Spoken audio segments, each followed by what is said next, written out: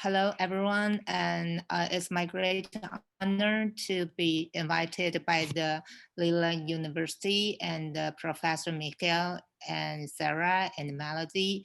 It's our great honor to join the webinar and share our point of view about the innovation in Asia from Asia perspective.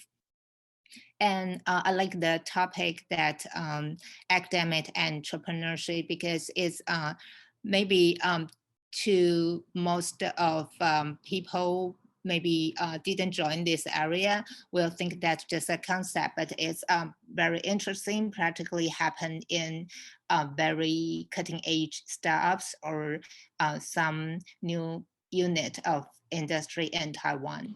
So as I can say play middle players in this academic entrepreneur, I would like to elaborate academic entrepreneurship substantially in, as you all the audience see the title, how an NGO influences the world, the bridge built by idea. So today I will share how the academic entrepreneurship, or I can say it's a new collaborative entrepreneurship happened in Taiwan by real case or the project I have joined from 2017 until right now with my team. Okay, next. See, yeah. And before that, because the project I would like to share is we just practically done with the corporation in Taiwan and the government in Taiwan. So I think that is all the project I led or I involved by myself. Then that may be interesting for all the audience to know my background and you can know what's my perspective or what role I play from my background or expertise. I have 20-year working experience in totally diverse sectors. For my first 10 years, I work in Ministry of Education in Taiwan government. My job or my responsibility is for policy design in the national wild area, media diffusion, and the management about the national fund or even establish a new financial fund for government. But after 10 years, even government budget actually is quite abundant or the policy authority is quite sufficient. I feel that some project is need more business element to make it more sustainable or more effective. So in my next 10 years, I joined startups. I have two roles in startups. One is the venture capital consultant. The other is the startup founder. So by joining as a startup funders, I started to, we need to survive. So we need to know how to make all the organizations, teamwork, or even our product or technology has less resources, but has more cutting edge business value, even by innovation. That is the shift of role from public sector to startups.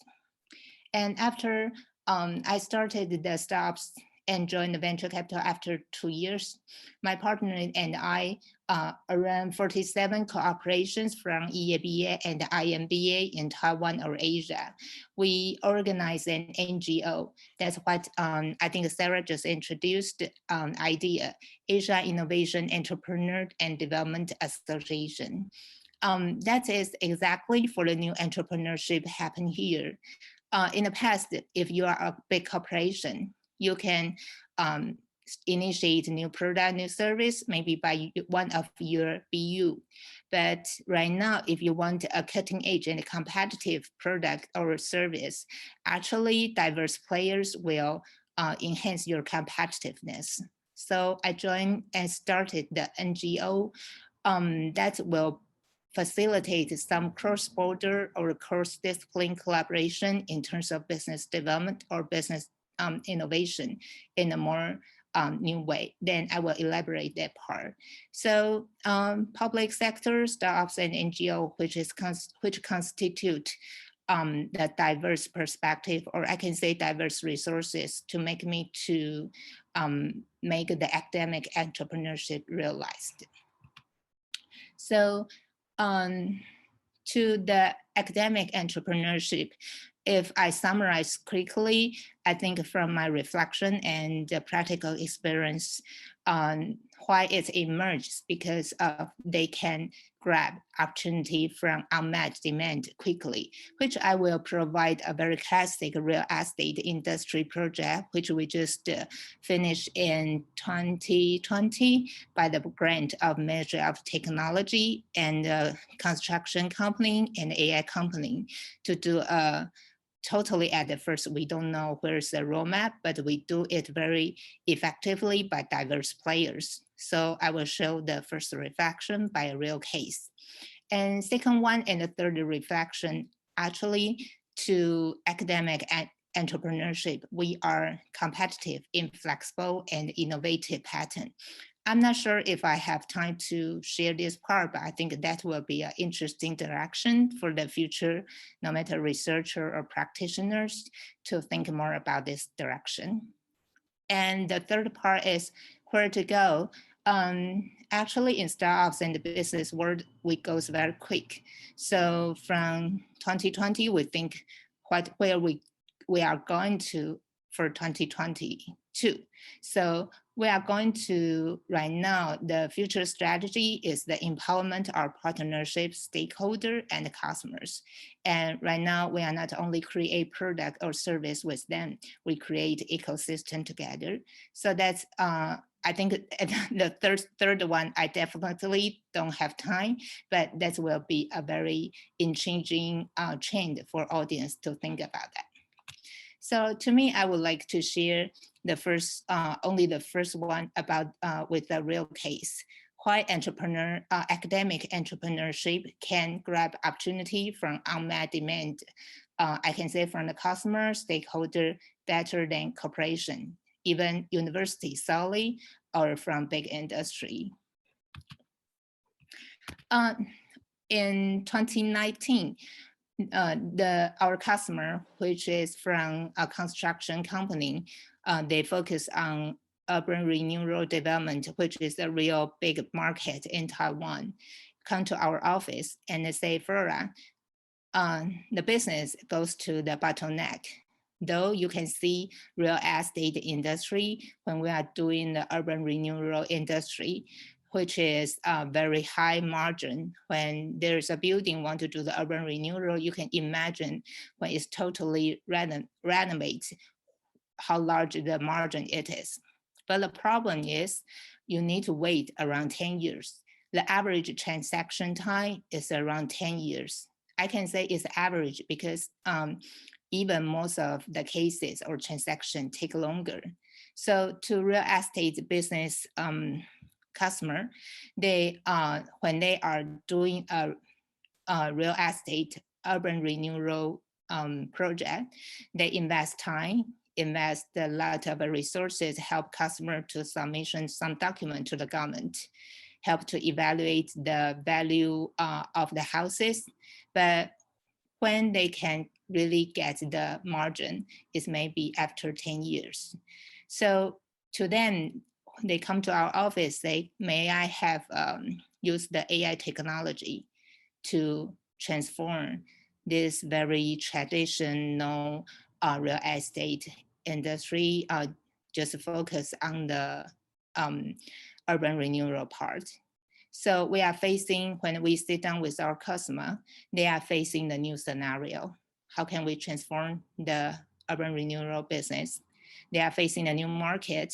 In the past, the market is the sales manager to knock the door of the house owner every day and go through all the 10-year process. So who is the new market? Where is the new market? And okay, so when after define that, we need to find the new technology. It's not just the new technology matters. It's like a new technology with business value will matter. So if that's, then we will evolve to if the new technology with business value, where is the value? The value one is intellectual property because it's guarantee a sustainable value in terms of intellectual property assets. The other is the new value for no matter customer's preference or the new definition of product. So when the question comes out just from a sentence of this customer demand, we even don't know where will be the roadmap, what is the structure.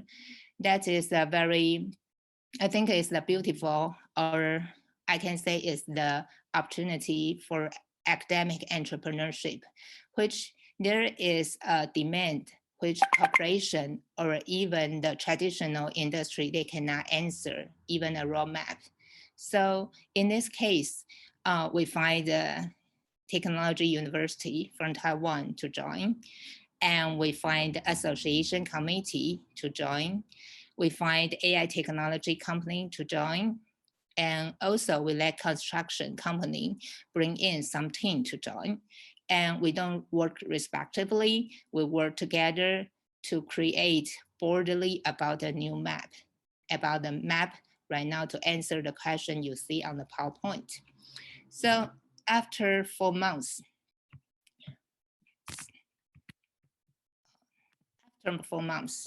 that is the outcome. You can see in the past, the business model is from real estate company, as I say, sales manager knock the house owner's door and go through a lengthy process of the urban renewal process, no matter from the government or from the banks. Then after 10 years, transaction happens. Then all the transaction, no matter the financial value, business value, just like what I just said. But when it's become a new business by different player, we work together by our different expertise in a real case to design this platform. A new urban renewal platform will be like that. There's a data center to collect all the house owners, no matter your land data or your personal data or the process data or the sales manager's data. Then we can see from the stakeholder, for example, a landowner, I can use the AI to calculate the best sales price or floor area ratio to my preference. So this part will dismiss, or I can say diminish the obstacle of transaction. And also from the left-hand side, you can say data analysis model that help all the sales manager to analyze in which area, what is the obstacle for past 10 years, what most of the sales manager will face. So they can solve the problem in a scientific way more effectively. And of course, for the government, they would like to know more about the policy effect. I think that's, we think that will be help to make the government evaluate their regulation and the policy, but vice versa, by that function, that government will be more willing to share their data to us, which will facilitate all the process of the platform. So in 2029, we applied this structure after 4 months brainstorm. We just applied to the Ministry of Technology as a pilot project, and it's passed. So we let the Technology University to do a trial research project by the support, no matter data or some effective customer data from the construction company. And after 8 months, we have our primary platform, I can say is like a prototype. And that is the exactly case I would like to show about how the academic entrepreneurship can facilitate much better than traditional players in terms of the grab the opportunity for unmet demand from the customer or major stakeholder by this real case, because we have different kind of resources and to make the combination become a real case. So I think that is the very interesting force, or I can say very interesting new power, which emerged in the innovation of business world in Taiwan. That the combination is not only one or two sectors to work together, it will be more innovative combination. Or sometimes we tolerate some people who never join this region, but we design the good rule for them to join to share the perspective and really do something here. So we bridge among sectors, bridge among industries, and bridge among markets. And we also bridge among different resources. Like I just showed the platform, actually for the first time, the construction company just devoted their data rather than a lot of money here. We can use some extra money to make it like a pilot program.